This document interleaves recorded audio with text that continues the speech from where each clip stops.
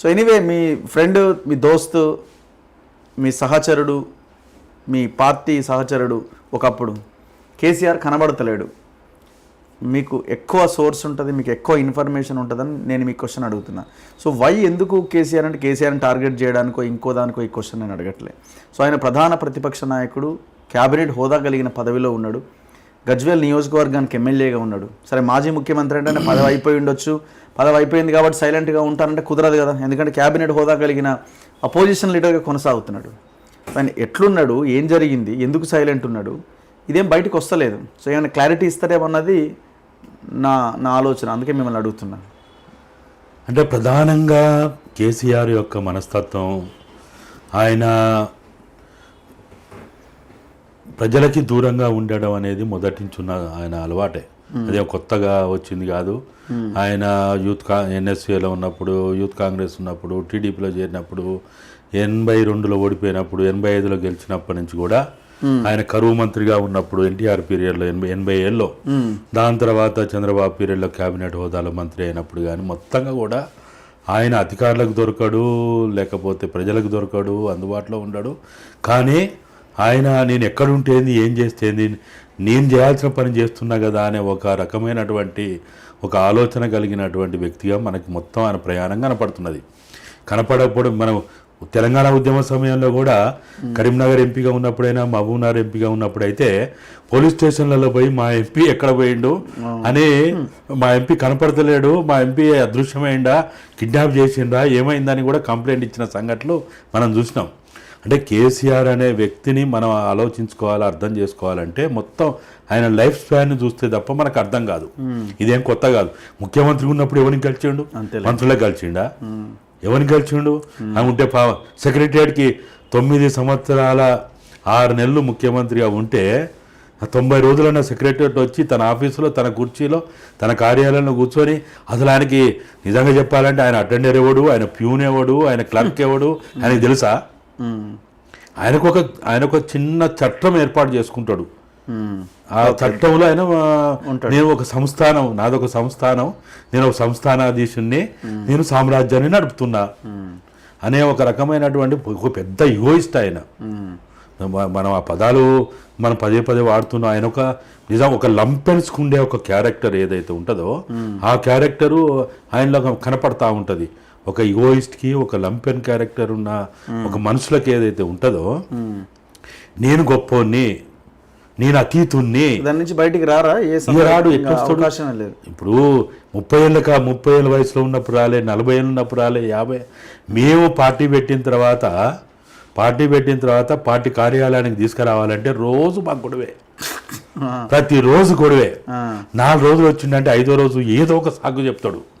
పొద్దుగా లేవంగానే జ్వరం వచ్చింది అంటాడు, తుమ్ములు వస్తున్నాయి అంటాడు, లేకపోతే జలుబు చేసింది అంటాడు, లేకపోతే ఇంకా చాలా బిజీ పని ఉంది, ఎవరో ముఖ్యమైన వాళ్ళు వస్తారు అంటాడు.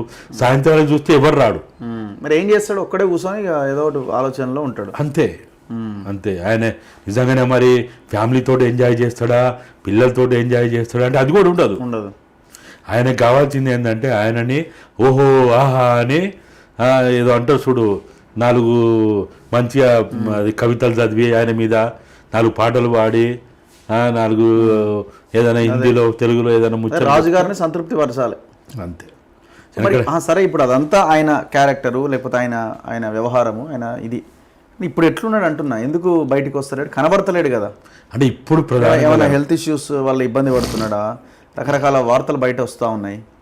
ఇప్పుడు ప్రధానంగా కనపడకపోవడానికి కారణం ఒకటి, ఆయన మొన్న డిసెంబర్లో జరిగిన ఎన్నికల్లో ఆయన ఈ ఫలితాలు వస్తాయని ఊహించలే. 0 వస్తుందని, ఇట్లా జరుగుతుంది, నేను పదవిచ్యుతున్న అయితే నాకు పదవి రాకు, నేను ముఖ్యమంత్రి 3వసారి అసెంబ్లీ అనేది ఆయన ఊహించలే. ఆయన కళ కూడా కనలే. అయితే దాని నుంచి ఆయన బయటపడడానికి చాలా టైం పట్టింది. దాని తర్వాత సరే కుటుంబ గొడవ, ఆధిపత్య పోరు, ఉన్నోడు నిన్నటి దాకా హోహో అన్నాడు, భజన చేసినోడు, కేసీఆర్ దేవుడు, ఇంద్రుడు, చంద్రుడు అన్నోడు అంతా కూడా పోర నా కొడుక, నువ్వెవడరా, నీ గతేంద్ర, నీ తలకాయేంద్ర, నీ కుటుంబం, నీ చరిత్ర ఏంద్ర అనే కాడికి మాట్లాడుతున్నారు. చూసినాం కదా. ఉప ముఖ్యమంత్రిని చేసిన కడియం శ్రీహరి ఏం చేసిండు, స్పీకర్ని చేసిన పోచారం ఏం చేసిండు. పోచారం అయితే ఆయన రేవంత్ రెడ్డి ఆయన ఇంటికి రాకముందు రోజు దాదాపుగా 5 గంటలు ఎర్రవెల్లి ఫామ్ హౌస్లో గడిపి కేసీఆర్కే భుజం తట్టి నాకేం కాదు అన్న మనం బ్రహ్మాండంగా ఉన్నామని చెప్పి తెల్లారేసరికల్లా మధ్యాహ్నం కల్లా రేవంత్ రెడ్డి ఇంటికి పిలిపించుకునే. అవును, ఇటువంటి అన్ని చూసిన తర్వాత ఎంత ఆందోళనకు గురవుతారు ఏ మనిషి అయినా. కాబట్టి నమ్మినోడు బాయే, నమ్మనోడు బాయే, లాభపడ్డోడు బాయే, చెప్పు తీసుకొని తానే తుపాకుతో కొట్టే, కర్రతో కొట్టే, తూ అని ఉంచబట్టే ఇక మనిషి ఎట్లా తట్టుకోగలుగుతాడు? అదొకటి.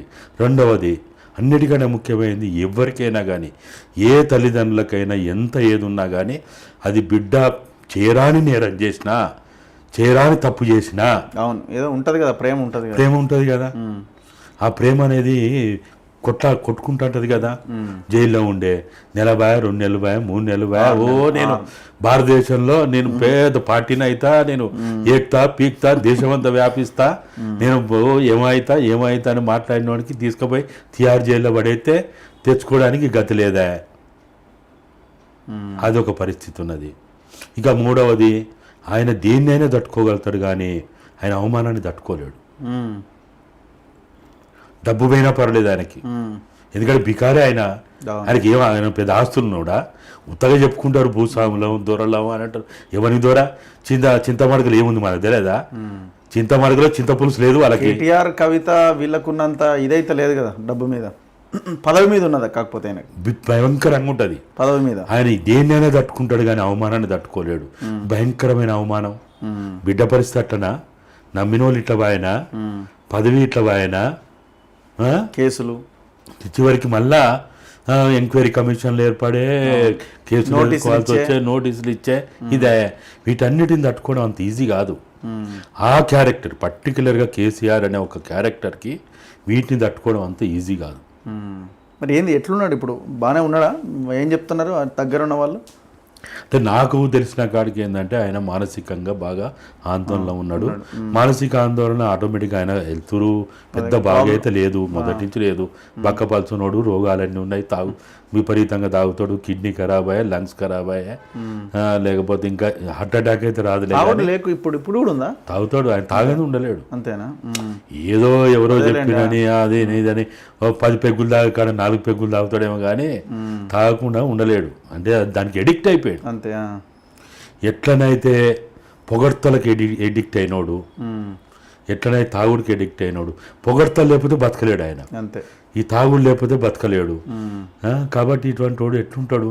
కాబట్టి శారీరకంగా మానసికంగా తీవ్రమైన, ఇప్పుడు కేటీఆర్కో, హరీష్కో, సంతోష్కో ఆయన వల్ల లాభపడ్డోళ్ళకి బిడ్డ జైల్లో ఉండడం ఆవేదన లేకపోవచ్చు కానీ ఒక తల్లిగా, ఒక తండ్రిగా వాళ్ళకి లేదనుకోవడం కూడా. కనీసం వెళ్ళి కూడా పరామర్శించడానికో వెళ్ళట్లేదు కదా, మరి చూడడానికి ఎందుకు వెళ్తలేడు ఆయన?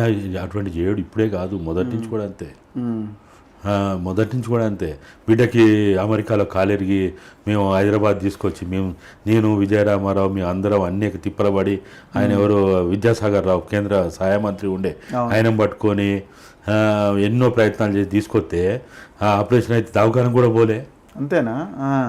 ఆయన అంటే ఆయన ఇన్ అండ్ అవుట్ తెలిసినోడు తప్ప మనం ఆయన అర్థం చేసుకోలేము. ఇంకా 6 నెలలు ఆయన 85లో ఎమ్మెల్యే పోడు, 85లో ఎమ్మెల్యే అయ్యిండు. ఎర్రమంజలి కాలనీలో ఆయన ఎమ్మెల్యే క్వార్టరు. మీరు ఒక్కసారి చరిత్ర తీయండి. 85 ఎమ్మెల్యే అయినప్పటి నుంచి మంత్రి పదవి 99 దాకా కూడా ఎన్ని సంవత్సరాలు శోభోదిన ఆయన క్వార్టర్లో ఉందో తీయండి. ఎర్రమంజిల్లో ఉన్నా ఎన్ని రోజులు ఉన్నది, వెట్టుగూడలో ఉన్నా ఎన్ని రోజులు ఉన్నది. ఓకే. అసలు కేటీఆర్ హరీష్ రావన్న ఎర్రమంజలి కోటల్లో ఉండి ఈయన సపర్యలన్నీ చూసుకుంటూ మెహదీపట్నం పాలిటెక్నిక్ కాలేజీలో హరీష్ రావు చదువుకొని ఆ కాలంలో హరీష్ రావు ఉన్నాడు కానీ కేటీఆర్ ఎప్పుడు ఉన్నాడు ఆయనతోటి? కవితమ్మ ఎప్పుడున్నది? శోభోదిన ఎప్పుడున్నది? ఇవాళ కొత్త ఏం కాదు. పిల్లలకి దూరంగా, భార్యకి దూరంగా ఉండడం, కలవకపోవడం, మాట్లాడకపోవడం, రోజుల తరబడి, నెలల తరబడి ముఖాలు చూసుకోకపోవడం, అదొక పెక్యులర్ క్యారెక్టర్. ఆయనలో ఇవన్నీ లక్షణాలు ఉన్నాయనే మొండోడు, గట్టోడు, మనం ఏదన్నా అనుకుంటే సాధించడానికి ప్రయత్నం చేస్తాడనే మేము ఏరి కోరి తెలంగాణ ఉద్యమాన్ని పట్టుకొచ్చినాం. ఆయన ఉన్న పాజిటివ్ అంశాలు తెలుసు, నెగిటివ్ అంశాలు తెలుసు, ఆయన అహంభావం తెలుసు, ఆయనలో ఉన్న పట్టుదల తెలుసు.